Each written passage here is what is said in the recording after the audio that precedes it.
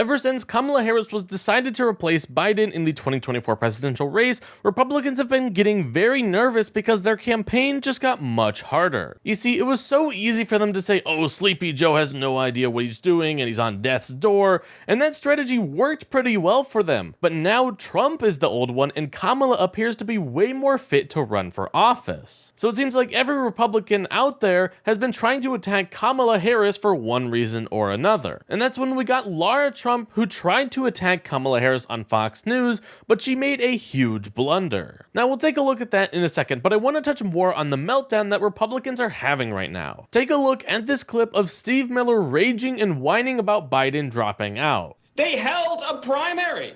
People, they had ballots. They filled out circles. They went to the voting booths. They spent money on advertisements. And as President Trump said, the Republican Party spent tens of millions of dollars running against Joe Biden.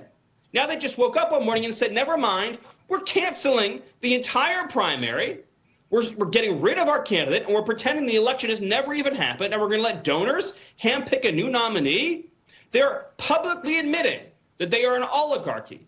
They are not running a democracy. They are not running a representative republic. This is an oligarchy controlled by business interests. And the Democratic Convention is the private corporation that represents those business interests. This is as full frontal an attack on American democracy as we've ever seen in the history of America's major political parties. So this pretty clearly shows that they are very scared, and that's because they have realized that they pretty much lost all of their talking points and are now just the unpopular party. And I think this clip does a great job at explaining that. Former President Donald Trump and extreme MAGA Republicans are having a meltdown right now. A complete and total meltdown. Why? Because their presidential nominee is unpopular.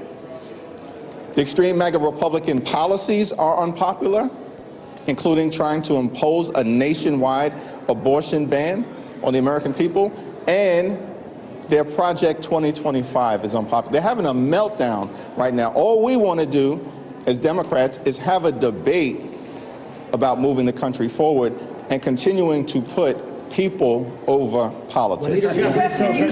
So yeah, I don't know about you, but I'm having a ton of fun watching these Republicans freak out over this because it shows just how scared and worried they are about this upcoming election. And this is further shown by Lara Trump trying to attack Kamala, but she ended up making a huge mistake. Take a look at that clip. I mean, obviously, raising money is a big part of this whole process, and that is an impressive haul for the new candidate on the Democrat side.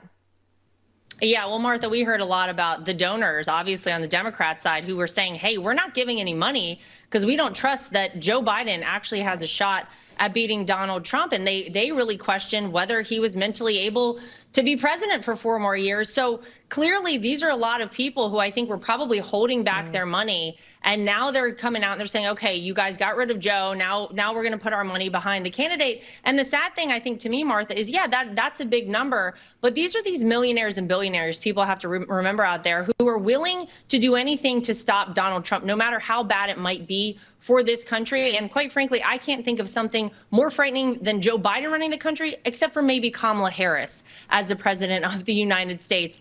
Now, her point is that she only raised this much money because it was the big corporations who were finally deciding to step in after Biden dropped out. But that is just simply not true. The $81 million she raised was across 888,000 donors, which averages out to less than $100 per donor. And max donations were set to $2,900, so it wasn't even possible for big corporations and billionaires to donate in mass quantities. So those $81 million were raised by individuals who were excited to support Kamala Harris as she embarks on her new campaign. And that's not to mention this was the largest amount generated for a campaign in a 24-hour period in presidential history. She raised over $27.5 million in the first 5 hours, and that number nearly doubled by the end of the day. And today, after 24 hours, as we know, it reached $81 million. But raising $81 million was not the only sign that Harris was going to succeed. Because Win with Black Women, a group of black women leaders, held a Zoom call with more than 44,000 participants. And this was all just to support Harris's campaign. And that group says that they raised over $1.5 million in just 3 hours for her presidential campaign.